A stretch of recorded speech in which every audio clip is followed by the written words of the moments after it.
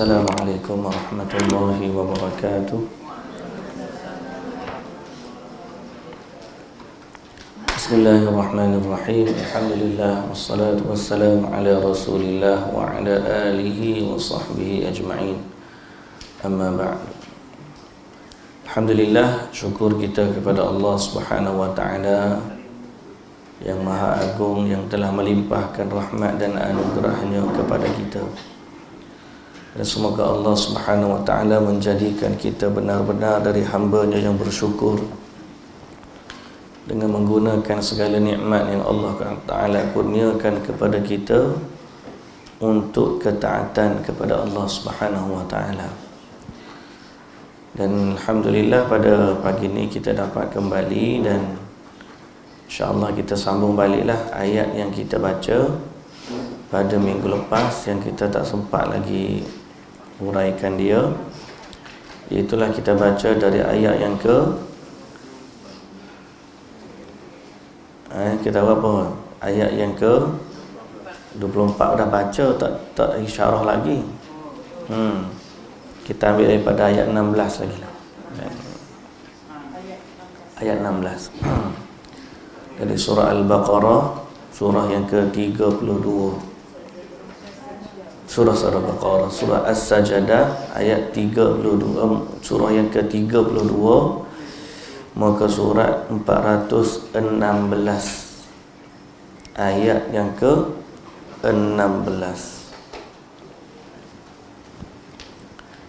Baik. A'udzu billahi minasy syaithanir rajim.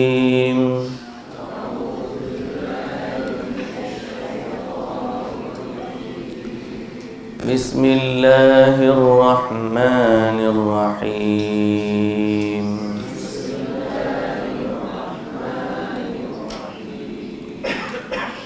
تتجافى جنوبهم عن المضاجع يدعون ربهم خوفا وطمعا.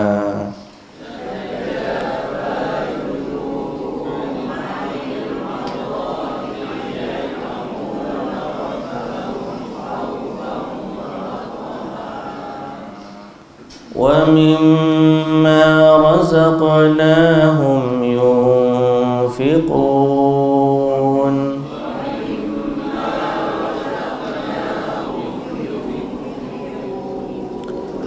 فَلَا تَعْلَمُ نَفْسٌ مَا أُخْفِيَ لَهُم مِّن قُرَّةِ أَعْيُنٍ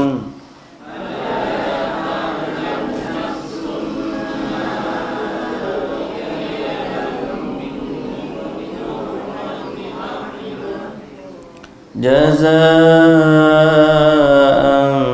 بما كانوا يعملون.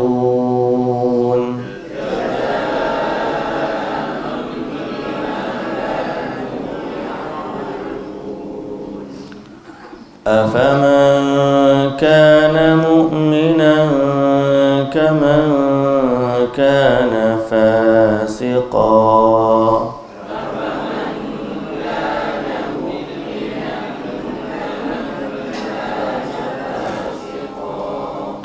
لا يستوون. أما الذين آمنوا وعملوا الصالحات فلهم جنات المأوى.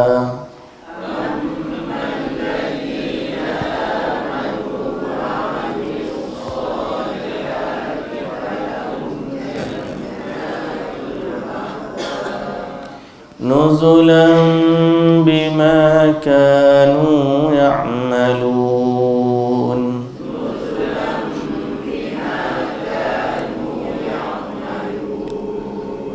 وأما الذين فسقوا فمأواهم النار.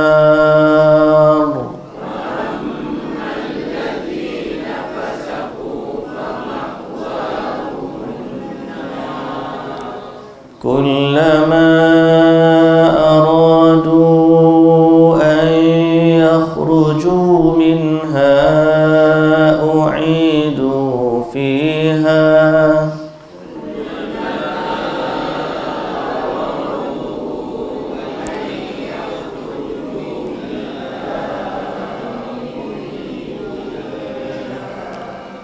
وقيل لهم ذوقوا عذاب النار الذي كنتم به تكذبون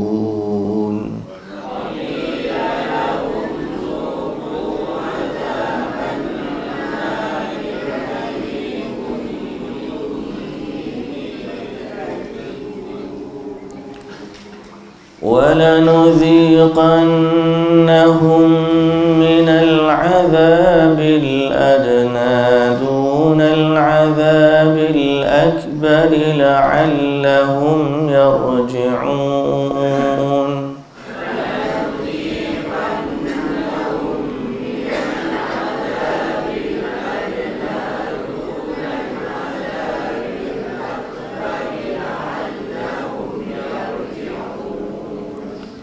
ومن أظلم ممن ذكر بآيات ربه ثم أعرض عنها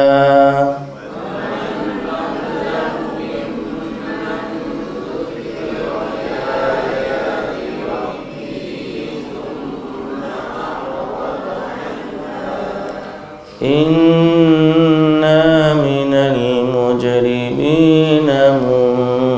منتقمون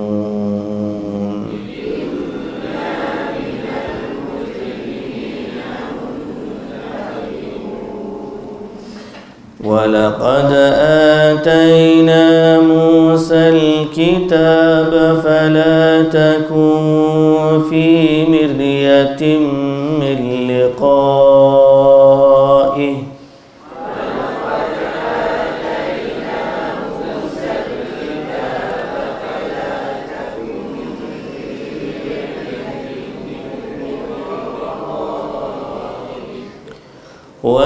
وجعلناه هدى لبني إسرائيل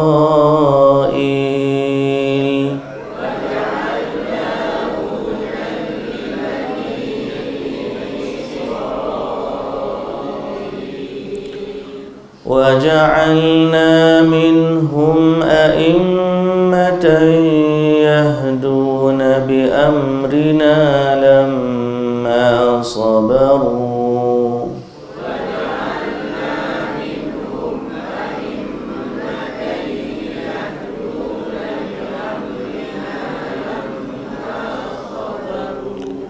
وكانوا بآياتنا يوقنون.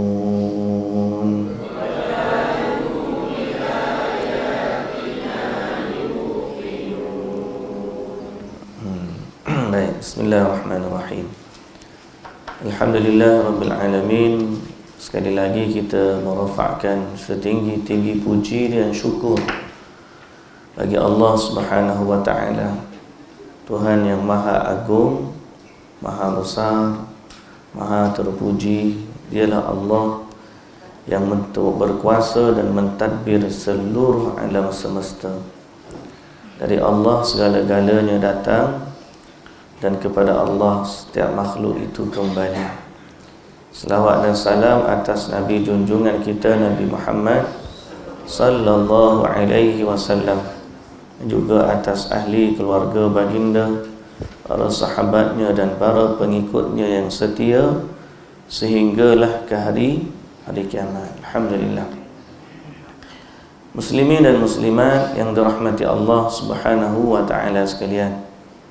Baik, hari ini jadi kita baca sekali lagi yang kita baca minggu lepas. Cuma pada minggu lepas kita berakhir dengan hukum sujud tilawah kan? Tak sempat nak baca ayat kita ni. Kita bahaskan tentang sujud tilawah. Semoga Allah Ta'ala menjadikan kita di kalangan mereka yang senantiasa dan banyaknya sujud kepada Allah. Sujud ni biar kita pernah buat. Sujud syukur pun biar jadikan amalan.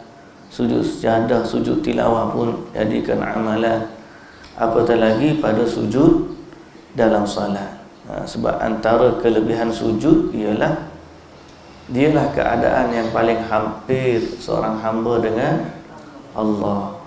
Nabi SAW sebut, aqrabu ma yakunul abdu min rabbih wa huwa sajid. Paling hampir kedudukan seorang hamba dengan Tuhannya ialah waktu ketika sujud. Dan apabila seorang sahabat minta Nabi SAW doakan dia dengan syurga, Nabi kata, aku doakan, tapi fa'inni ala dzikrika bikathratis sujud. Aku doa kepada kamu, tapi kamu tolonglah dirimu dengan memperbanyakkan sujud. Jadi sujud ni memang menjadi antara sebab seseorang itu masuk dalam syurga Allah Subhanahu wa taala.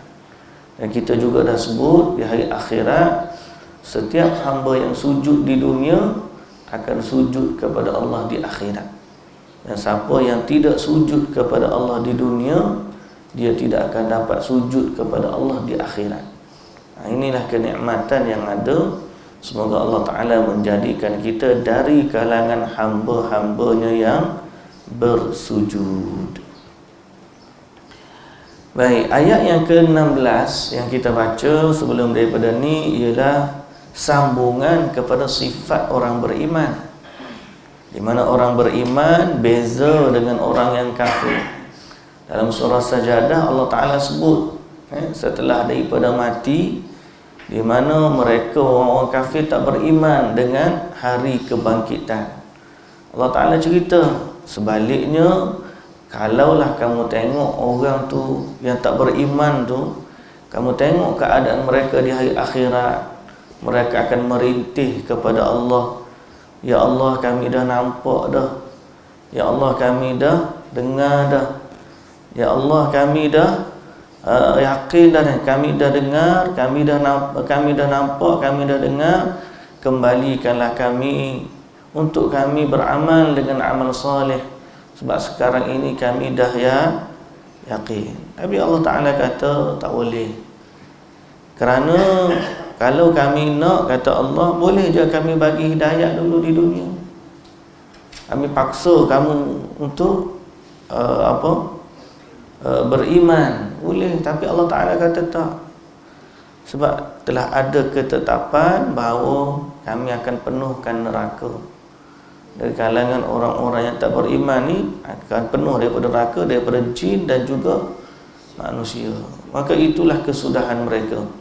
Kata Allah, fadhuqu bima nasitum, rasailah dengan sebab apa yang kamu lupa dulu keadaan ataupun pertemuan dengan Allah di akhirat, maka hari ini kami pun lupa kepada kamu. Ini kesudahan bagi orang yang tidak beriman kepada Allah Subhanahu wa taala. Sedang orang mukmin lain. Jadi kehidupan akhirat ni adanya kesudahan bagi orang mukmin, ada kesudahan bagi orang kafir. Lalu Allah cerita keadaan orang beriman di hari akhirat nanti macam mana. Tapi terlebih dahulu Allah Ta'ala sebut ciri-ciri mereka. Itulah mereka ni bila dengar ayat-ayat tentang Tuhan, maka mereka dia tunduk, tersungkur, sujud kepada Allah Subhanahu wa taala. Dan dalam keadaan mereka ni memuji Allah, bertasbih kepada Allah, kharru sujjadan wasabbahu, mereka puji Allah, mereka bertasbih kepada Allah, bihamdi rabbihim, dan mereka tak sombong. Lagi sifat mereka ialah mereka ni tak banyak tidur, jauh tulang rusuk mereka daripada tempat pembaringan mereka. Itu isyarat mereka ni sedikitnya tidur. Sikit tidur tu buat apa? Kerana mereka bangun untuk solat. Kita sikit juga tidur tapi buat benda lain. Tidur lewat, tengok main telefon balik, tidur lewat. Bangun awak buat apa? Apa telah nak ada main bola sepak Piala Dunia. Bangun pukul 3 pagi nak tengok bola. Jadi macam-macam lah. Ataupun kenapa? Sebab nak siapkan kerja, kerja pejabat, kerja rumah, kerja office, kerja sekolah, macam-macam. Tapi mereka yang beriman bila bangun daripada tidur, sedikit tidur kerana malamnya mereka ini berzikir dan mengabdikan diri kepada Allah Subhanahu wa taala. Yad'una rabbahum khaufan wa tama'an. Mereka bangun untuk menyembah Allah, berdoa kepada Allah dengan penuh rasa takut dan berharap kepada rahmat dari Allah Subhanahu wa taala. Dan sifat mereka juga, mereka ni menginfakkan harta yang dikurniakan kepada, yang direzekikan kepada Allah atau oleh Allah kepada mereka. Itu cerita sinopsis dia.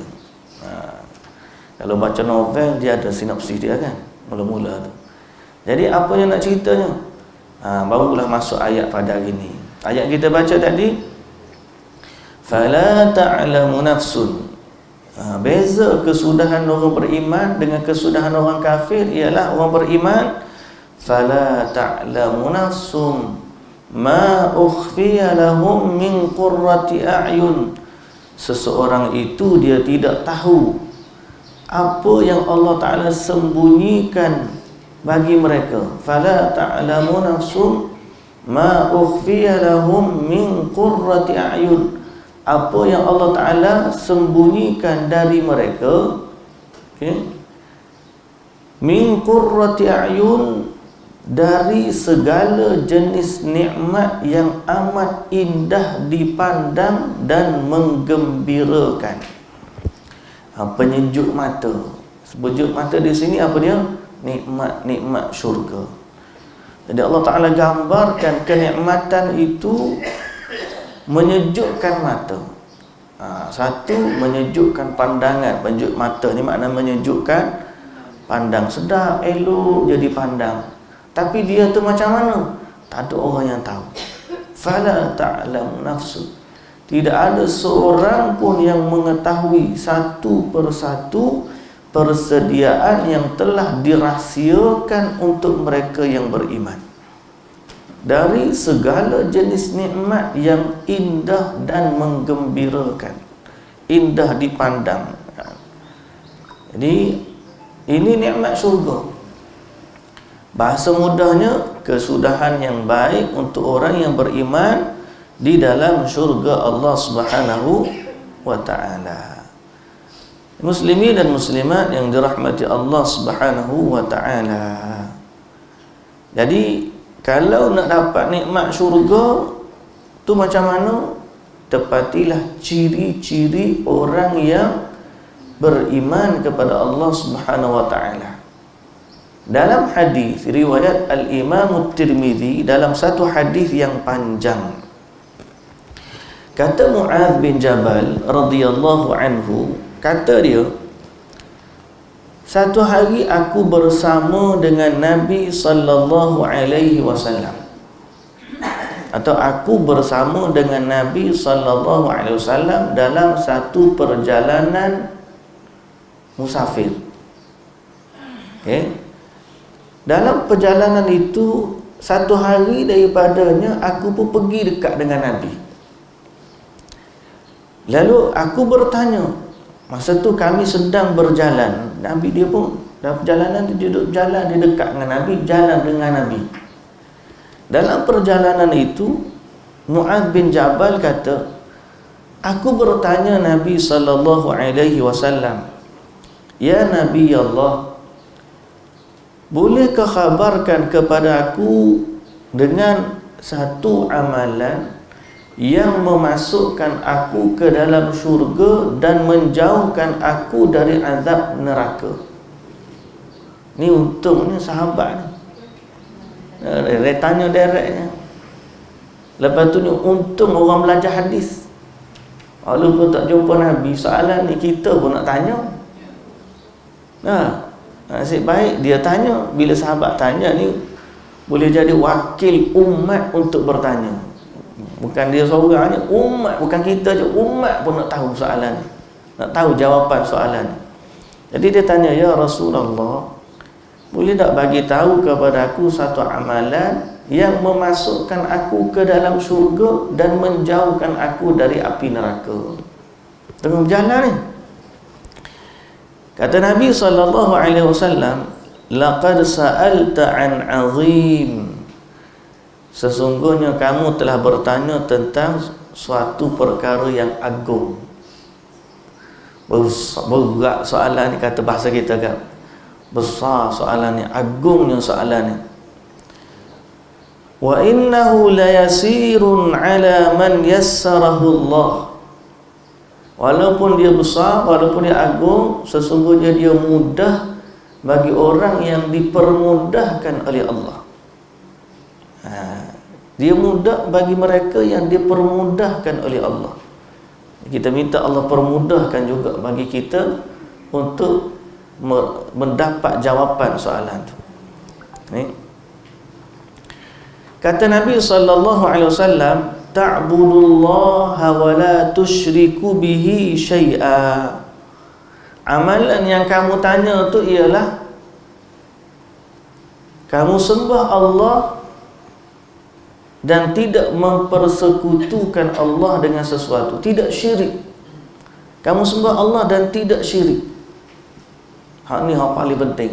Kita duduk tekan bab tauhid, bab syirik, lawan kepada tauhid. Sebab ni lah, sebab nak masuk syurga. Apa itu sembah Allah? Sembah Allah makna mengabdikan diri kepada Allah. Apa itu tidak syirik? Tidak meletakkan sesuatu pun hak Allah kepada selain dari Allah. Dari sudut ibadat, dari sudut keyakinan tentang kuasa ketuhanan, dari sudut nama-nama Allah dan sifat-sifatnya, tidak ada yang seumpama dengan Allah, tidak ada yang setanding dengannya. Lalu kita sembah Allah, kita tak sembah selain dari Allah. Ini amalan pertama. Yang kedua, kamu mendirikan salat. Kemudian kamu tunaikan zakat. Kemudian kamu puasa Ramadan. Kemudian kamu buat haji. Nabi sebut 5 perkara yang merupakan rukun Islam. Siapa yang buat 5 perkara ni, insya-Allah syurga, insya-Allah. Yang tambah-tambahan lain lagi tu, yang sunat-sunat, amalan sunat, dia meninggikan darjat di dalam syurga dan menambahkan kecintaan Allah kepadanya. Tapi kalau dia cukup 5 perkara ni, sebenarnya insya-Allah dia boleh masuk syurga. Orang kita pun dengar, oh kalau gitu cukup syarat, jangan lagi. Hak 5 ni memang kita buat, tapi kita tak tahu Allah terima ke tidak lagi. Jadi sebab tu jangan kita ni cepat puas hati dengan apa yang kita lakukan. Sebab ada orang amalan yang bergunung tinggi sampai akhirat kosong. Kerana apa? Kerana keikhlasan mereka tak ada. Ada orang amalan dia tinggi, bergunung sampai akhirat, kena bayar hutang dengan orang-orang yang dia zalimi. Macam-macam lagi perhitungan. Tapi Nabi SAW tegaskan kepada kita, kalau cukup 5 perkara ni, maknanya kalau Allah Ta'ala terima betul-betul kamu buat dan diterima, insya-Allah masuk syurga. Kemudian kata Nabi SAW, hendakkah aku tunjukkan kamu juga pintu-pintu kebaikan? Hendakkah aku tunjukkan kamu, ala adulluka ala abwabil khair, pintu-pintu kebaikan. Kata Nabi SAW, as-sawmu junnah. Puasa itu perisai. Kemudian Nabi kata sedekah, dan sedekah itu memadamkan dosa. Kemudian amalan salat malam. Ini pintu-pintu kebaikan. 3 Nabi sebut. Kata Nabi apa? Puasa, sedekah, salat malam. Ini pintu kebaikan Nabi SAW sebut. Kemudian Nabi SAW bacakan ayat yang kita baca. Tatajafa junubuhum 'anil madaji'i yad'una rabbahum khaufan wa tama'a wa mimma razaqnahum yunfiqun fala ta'lamu nafsum ma ukhfiya lahum min qurrati a'yun jazaa'an bima kanu ya'malun. Kemudian Nabi kata lagi, Mu'adz tanya ni satu soalan, Nabi bagi jawapan lebih daripada hak dia tanya. Kata Nabi tanya, ala ukhbiruka bi ra'sil amri wa 'abuduhu wa dhirwati sanami. Hendakkah aku bagi tahu kepada kamu tunjang segala urusan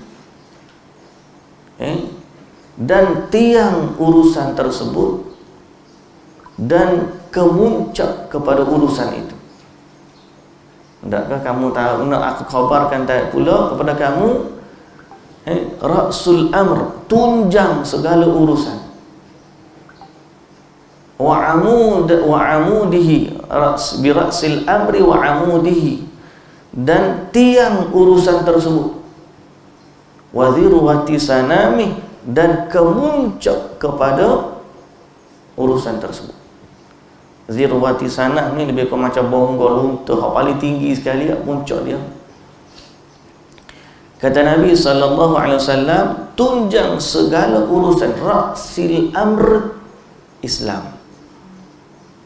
Kita ni yang paling utama sekali, Islam. Jangan mati melainkan Islam. Itu tunjang segala urusan, jangan mati melainkan Islam. Kalau mati dalam Islam, InsyaAllah mati dalam Islam. Itulah yang kita nak. Semoga Allah Ta'ala matikan kita dalam Islam. Tiang segala urusan, salat. Yang tadi kata Islam, tiang dia salat. Kemuncak kepada urusan jihad fi sabilillah. Jihad fi sabilillah. Kemudian Nabi SAW sebut, hendakkah aku khabarkan kepada kamu dengan kunci segala urusan itu, bimalaki kullihi hadza, bimalaki dzalika kulli. Panggil bahasa kata yang memiliki, yang kunci lah bahasanya, key kepada semua perkara tersebut, atau yang boleh menjaga segala urusan tersebut. Lalu Mu'adz kata, ya Rasulullah. Nabi pun tunjuk lidah dia. Nabi tunjuk lidah dia. Nabi kata, kuffa alaika hadha, kamu jaga benda ni. Jaga benda ni. Ni orang panggil apa? Bahasa apa ni, penunggu. Kalau benda lembu kita tambak ni, kita pacok dia situ. Kalau setakat pacok, seal dia. Kita kata tunjang jugalah.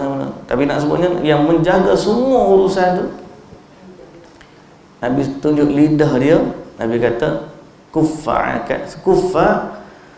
alaika hadha, kamu jaga benda ni betul-betul ni. Jaga benda, jaga lisan, jaga lidah. Kata Mu'adz, ya Rasulullah, wa inna la mu'akhiduna bima natakallamu bih. Ya Rasulullah, apakah kita akan dihukum dengan setiap yang kita ucap? Bila Nabi sebut macam tu, semua tu kunci dia di sini. Jaga lidah. Yalah. Jadi kata Mu'adz, ya Rasulullah, apakah kita ni akan ditanya atau dihukum dengan setiap yang kita ucap? Kata Nabi SAW, thaqilatka ummuka ya Mu'adz, Sakilat ka ummuka ni bahasa panggil bahasa keluhan. Maksud terjemahannya sakilat ka ummuka ni maka sedihnya ibumu wahai Mu'az. Lebih kurang macam tu lah. Allah nak sebut apa pasal kita ya? Beratmu ni Mu'az. Bahasa kita macam tu lah. Wahai Mu'az, tidaklah manusia itu dihumban ke dalam neraka atas wajah-wajah mereka, atau diseret ke neraka, diseret ke neraka dengan wajah-wajah mereka atau pipi-pipi mereka. Ni sebab orang masuk neraka ni dia berjalan dalam keadaan terbalik, diseret, maknanya dia berjalan seret muka. Macam mana dia berjalan dengan seret muka tu? Sahabat pun tanya Nabi. Nabi SAW jawab, Tuhan yang memperjalankan dia dengan kaki berkuasa memperjalankan dia dengan muka, wajah. Jadi dia ni diseret ke neraka dengan wajah mereka. Kata Nabi SAW, tidaklah manusia ini diseret ke dalam neraka atas wajah mereka atau pipi mereka, melainkan hasil tuaian lidah-lidah mereka. Berapa ramai yang masuk neraka disebabkan lidah.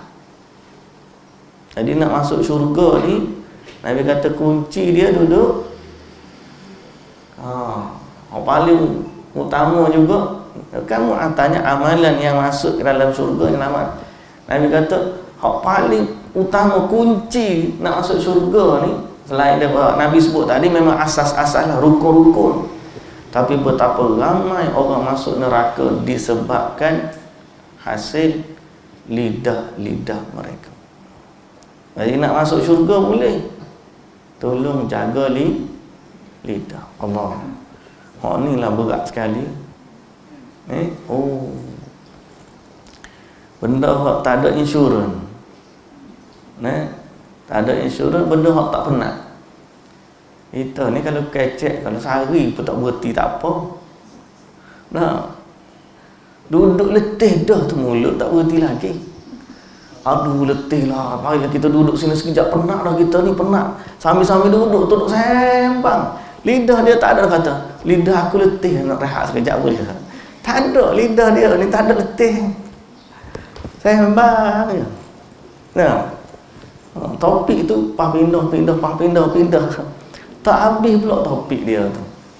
Jadi dia jangan lupa setiap apa yang kita bicarakan akan soal dan dihitung oleh Allah Subhanahu Wa Taala. Jadi soalan nak masuk syurga tadi, kunci paling utama atau antara kunci yang betul-betul kita kena jaga ialah lidah.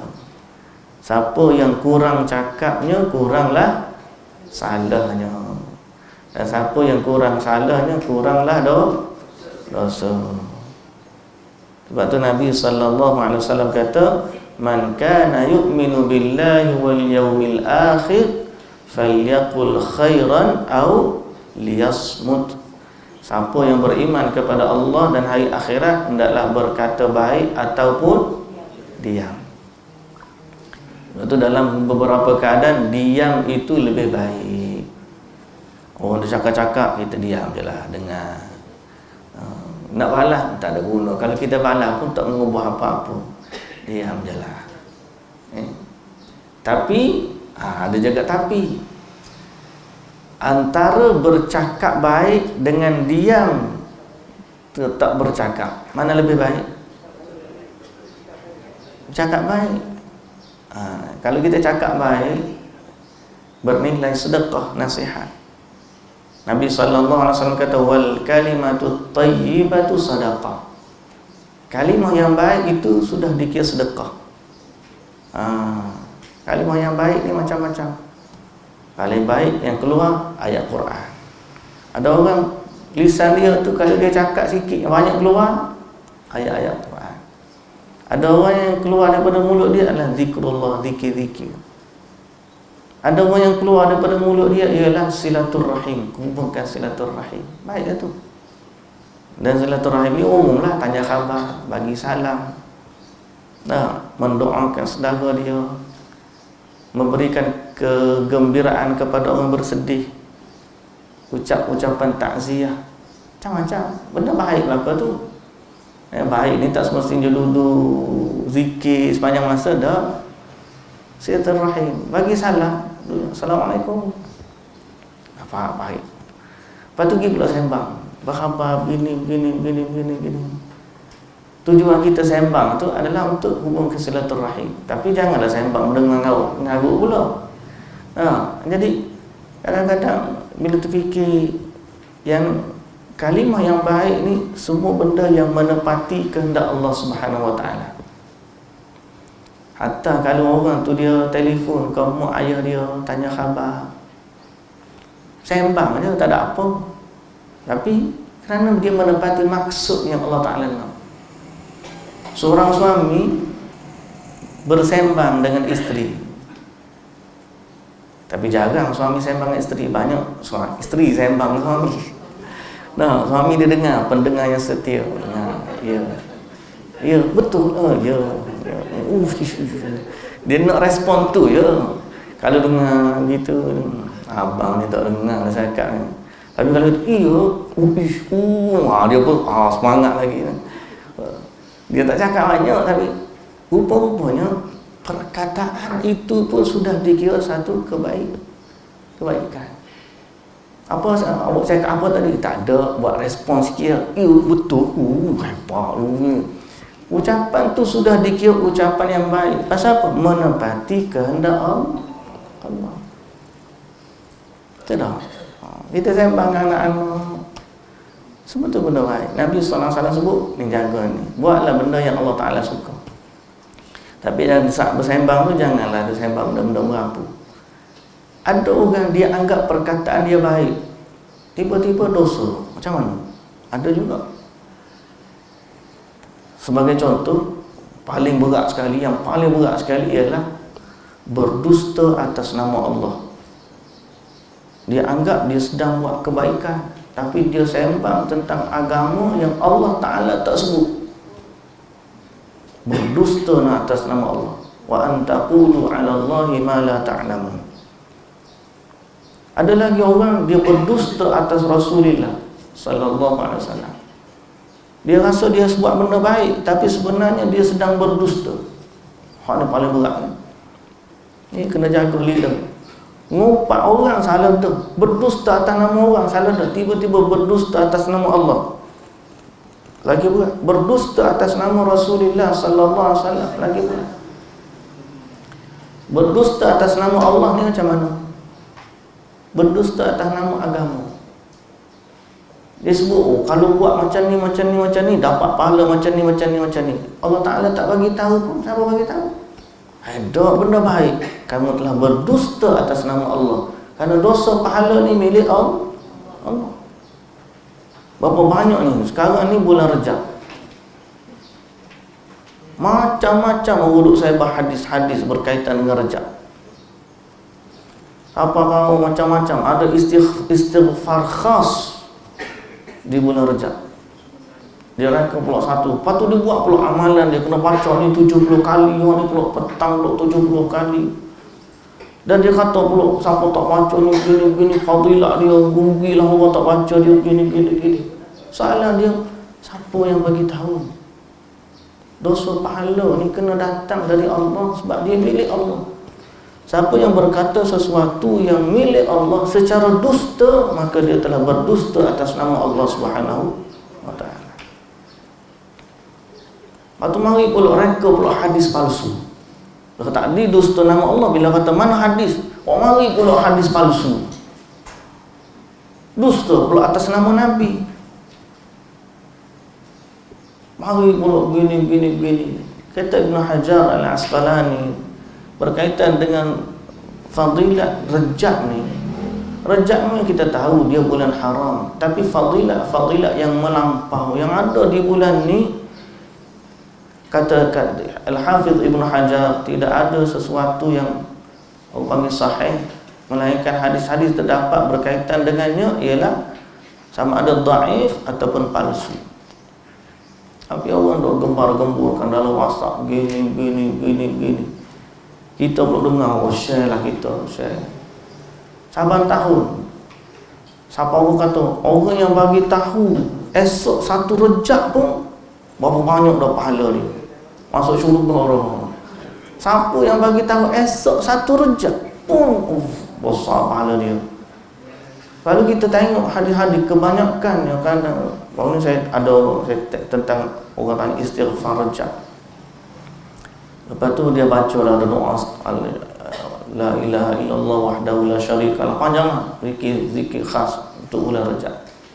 Bila cek dalam hadis, tak ada dalam rujukan ahli sunnah. Hak sahih pun tak ada, hak dhaif pun tak ada. Cari dalam kitab, hak palsu pun tak ada. Habis tu duk mana? Jumpa dalam rujukan Syiah. Rujukan Syiah. Jumpa. Itu satulah, tapi nak sebutnya betapa kadang-kadang orang kita ni niat dia baik, tapi belum tentu niat baik tu memberi kepada amalan yang baik. Kalau kita nak kempen orang beramal, ni hadis Nabi tadi yang diriwayatkan oleh Al-Imam Tirmizi dan Al-Imam Nasai. Lepas tu Ustaz tak boleh istighfar apa? Apa kata tak boleh istighfar? Istighfar nak seperti mana kita istighfar biasa.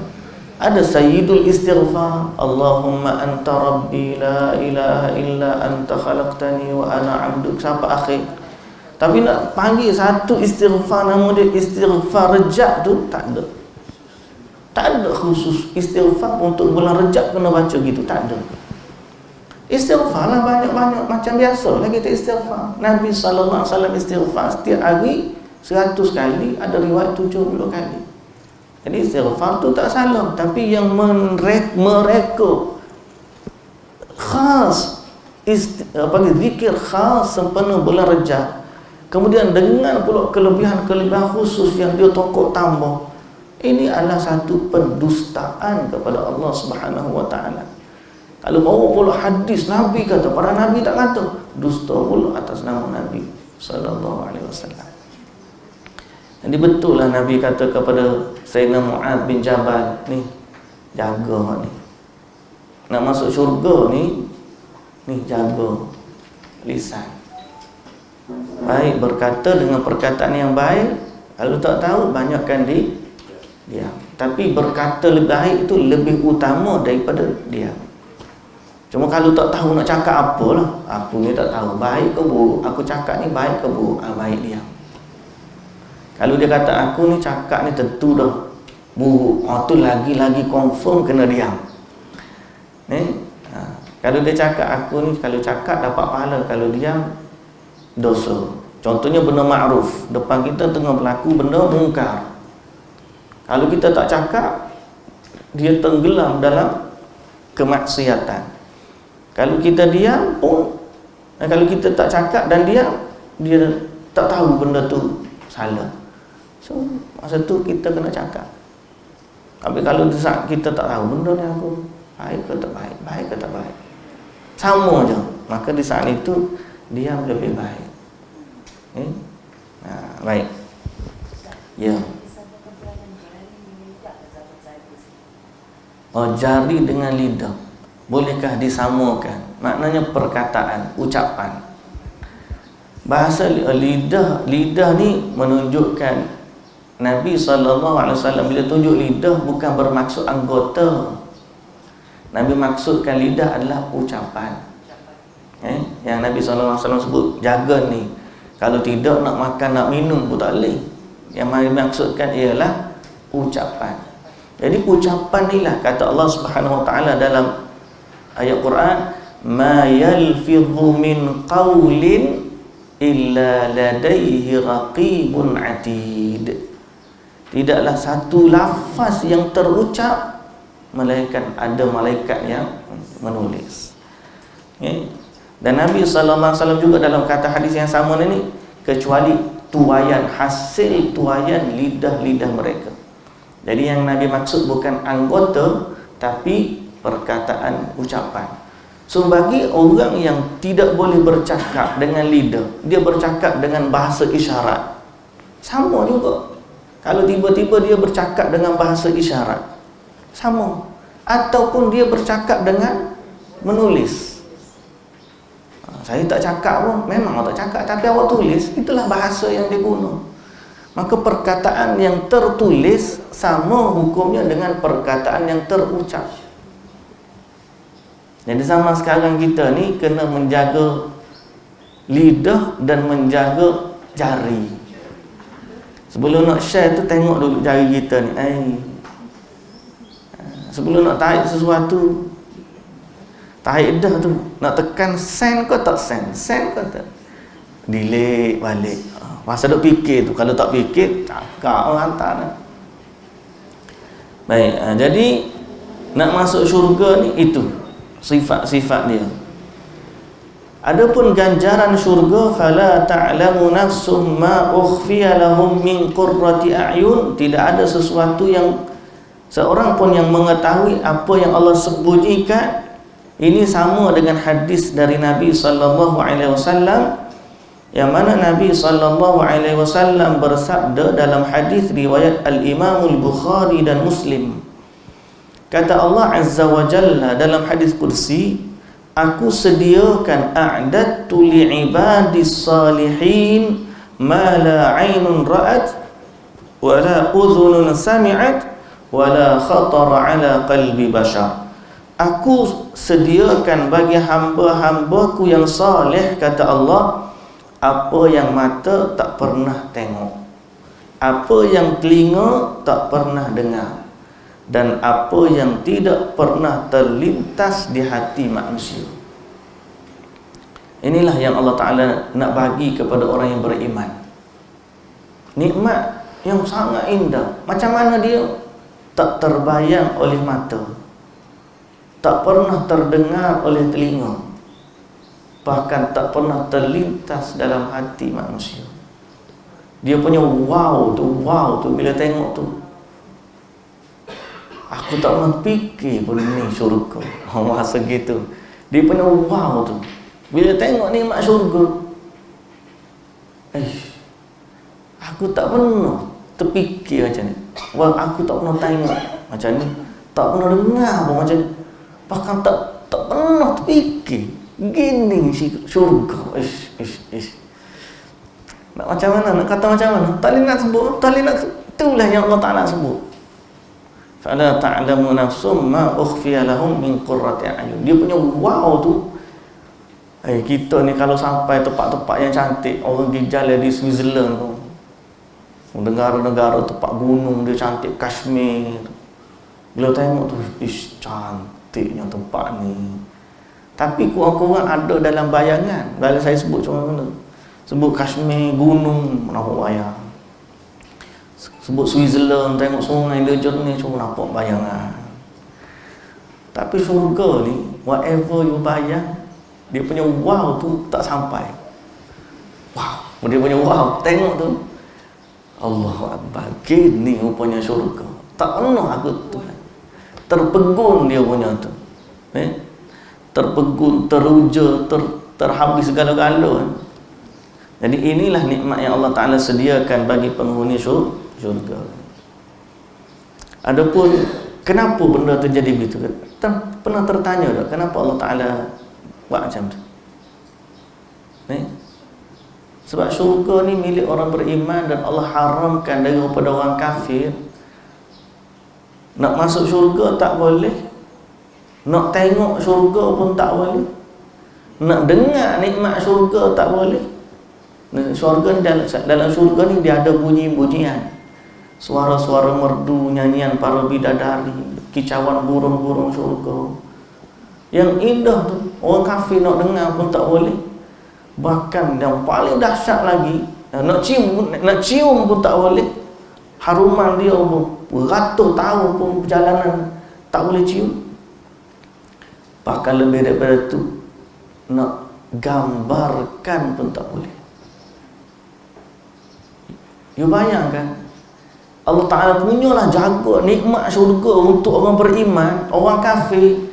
Even orang panggil imajinasi dia pun tak sampai ke syurga.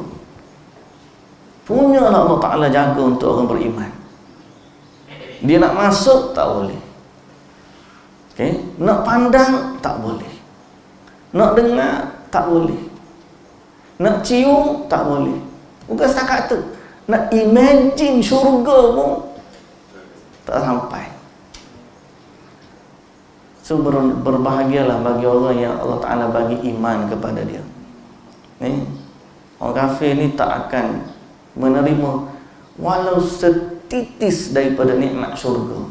Syurga tu sendiri dia tak sampai. Nak bayang, nak tak boleh. Allah Ta'ala sebut, a'dattu li'ibadi ma la 'ainun ra'at wa la udhunun sami'at wa la khatara 'ala qalbi bashar.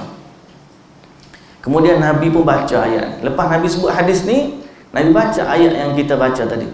Fala ta'lamu nafsum ma ukhfiya lahum min qurrati a'yun jazaa'an bima kanu ya'malun. Allahu akbar. Semoga Allah Ta'ala menjadikan kita sebahagian dari ahli syurga, dan Allah Ta'ala pandu anggota kita, pendengaran kita, penglihatan kita, lisan kita, bahkan seluruh yang ada pada diri kita untuk tunduk, sujud, mengabdikan diri kepada Allah.